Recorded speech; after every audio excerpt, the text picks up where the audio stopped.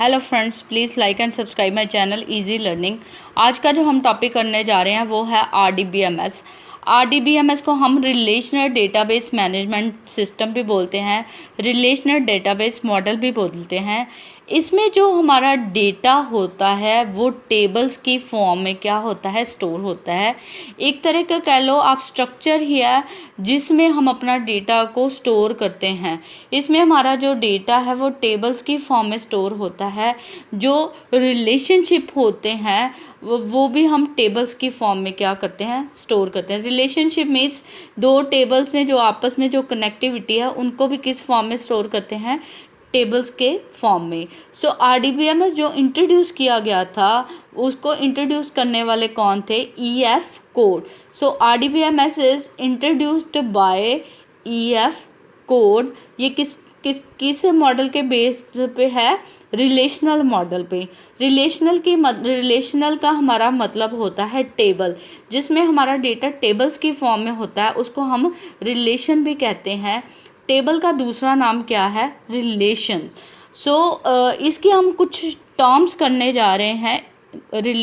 इन terms को, ये बहुत ज़रूरी टर्म्स है, आगे हम बढ़ें इससे पहले आपको इन टर्म्स की अंडरस्टैंडिंग होनी चाहिए। सबसे पहले जो हमारी टर्म आती है रिलेशनल डेटाबेस में वो है टेबल। टेबल को हम दूसरे नाम से जानते हैं जिसका दूसरा नाम है रिलेशन। सो टेबल क्या होता है, table is a combination of rows and column. जब हम अपने डेटा को रोज़ एंड कॉलम्स की फॉर्म में स्टोर करते हैं वो हमारा रिलेशन बन जाता है, वो हमारा क्या बन जाता है, टेबल। इस डायग्राम में देखो, और अगर इस एग्जांपल में देखें तो आपके पास स्टूडेंट क्या है, एक टेबल है जिसको हम रिलेशन भी कहते हैं।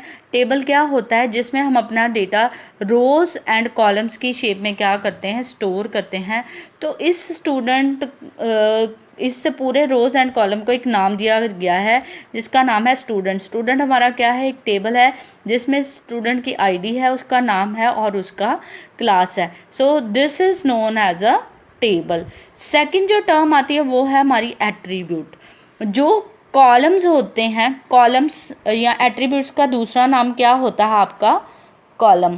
सो जो कॉलम्स होते हैं टेबल में तो उनको क्या कहते हैं हम, एट्रीब्यूट्स, या उनको हम कॉलम्स भी कहते हैं। जैसे ये हमारे क्या हैं, कॉलम्स। सो इस स्टूडेंट के कौन से एट्रीब्यूट्स हैं जो कॉलम्स के नाम दिए हुए हैं, जैसे ID, नेम और क्लास क्या हैं, इस टेबल के क्या हैं, एट्रीब्यूट्स। तो आप देख सकते हो इस डायग्राम में, these are the attributes of the table. So जैसा हमारा कॉलम होगा, जैसा हमारा एट्रीब्यूट होगा, जिस टाइप का, उस तरह का हम डेटा उसमें क्या करेंगे, एंटर करेंगे। सो नेक्स्ट जो हमारी टर्म आती है टप्पल, जिसको हम दूसरे नाम से जानते हैं रो।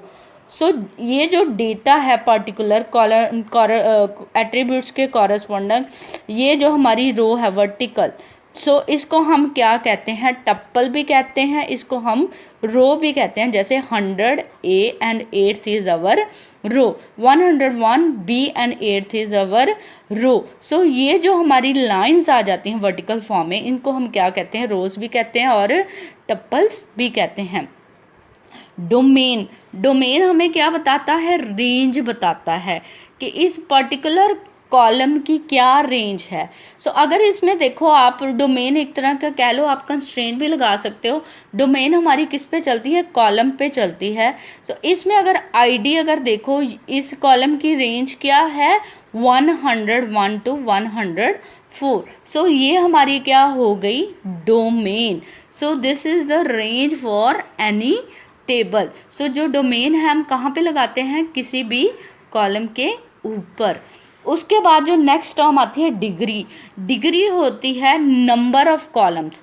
मतलब इस जो डिग्री किन चीज़ों से बन के बनती है, जितने हमारे नंबर्स ऑफ कॉलम्स हो गए उनकी गिनती को हम किस तरह से डिफाइन करेंगे, degree is a number of column. इस टेबल की डिग्री क्या है, 1 2 3। इसमें कितनी डिग्री होगी इस टेबल की, 3। सो जब भी आपको वर्ड डिग्री आए किसी भी पेपर में, तो आपने उसके कॉलम काउंट करके उसको उतनी डिग्री दे देनी है।